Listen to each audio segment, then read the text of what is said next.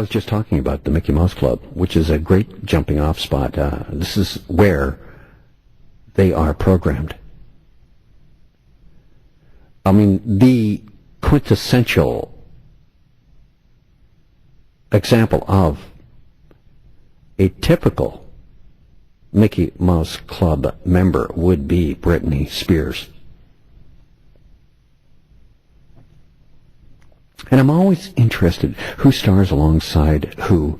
And it's interesting from a mind control point of view that Ledger should star in an episode where he hunts down Christ's spear alongside a former Mickey Mouse Clubber. Ominously, he was turned down for the role of the devil in Arnold Schwarzenegger's End of Days, by the way. And for a part of the hit series Roswell. So you see how there's a constant thread of the occult through every single thing Heath Ledger did.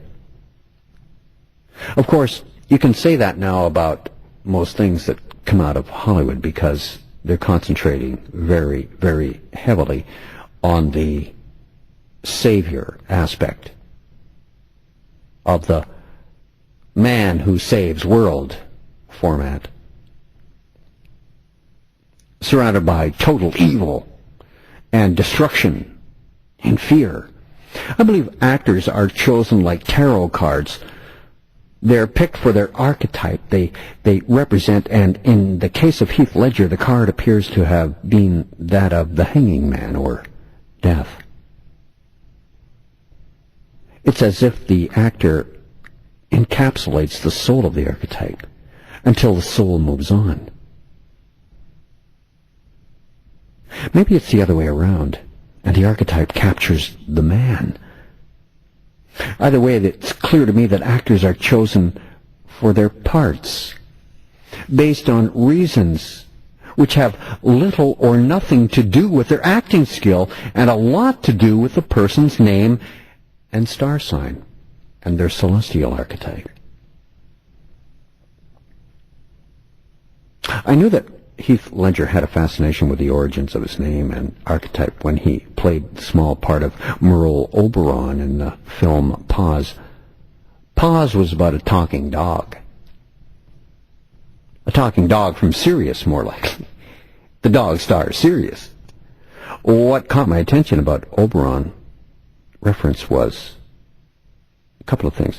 Firstly, Heathcliff and his sister Catherine are named after the two main characters from Bronte's Wuthering Heights, and Merle Oberon had played Cathy in Wuthering Heights. In Wuthering Heights, the Heathcliff character, played by Laurence Olivier, is referred to on at least 20 occasions as the Beast.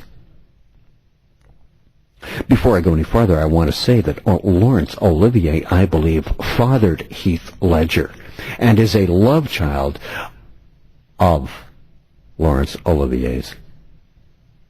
A tryst Laurence Olivier had with a woman, and Heath Ledger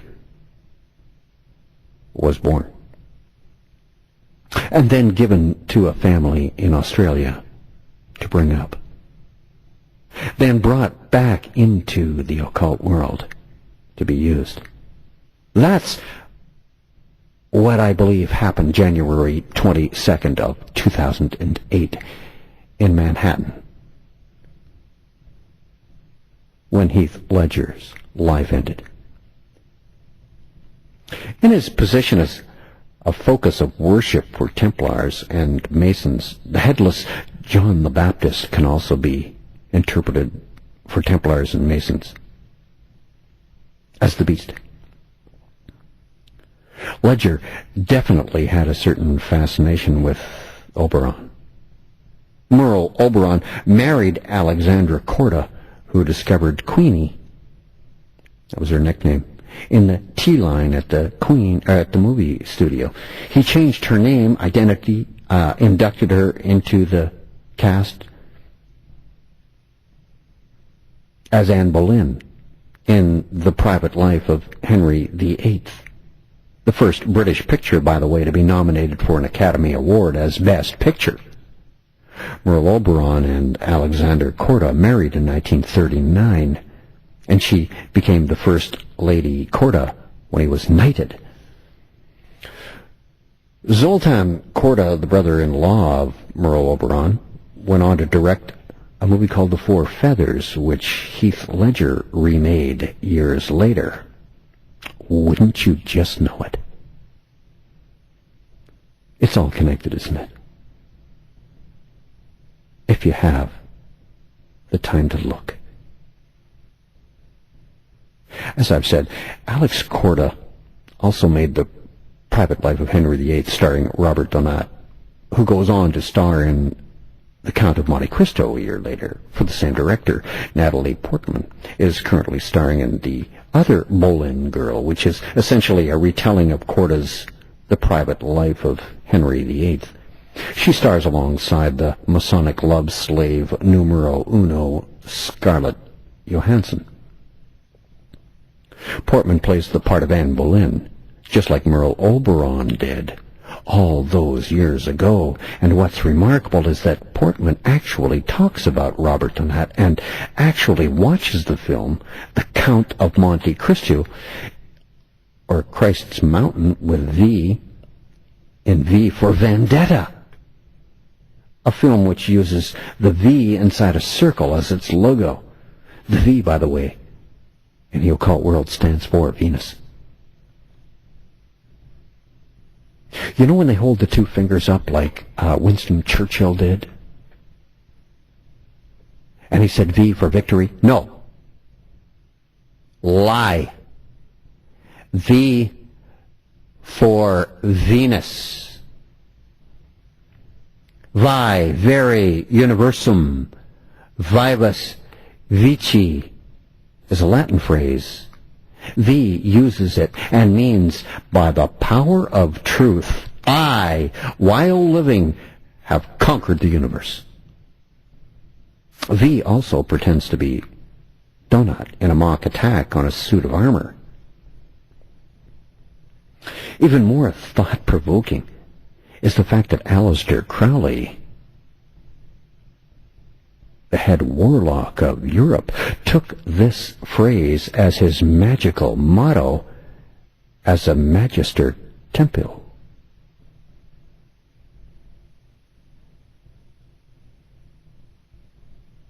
The Oberon mystery deepens when you look at who and what Oberon was. O-B-E-R-O-N, Oberon, also spelt A-U-B-E-R-O-N. King of Shadows and Fairies is best known as a character in William Shakespeare's play A Midsummer Night's Dream, written in the mid-1590s. He is a consort to Titania, Queen of the Fairies.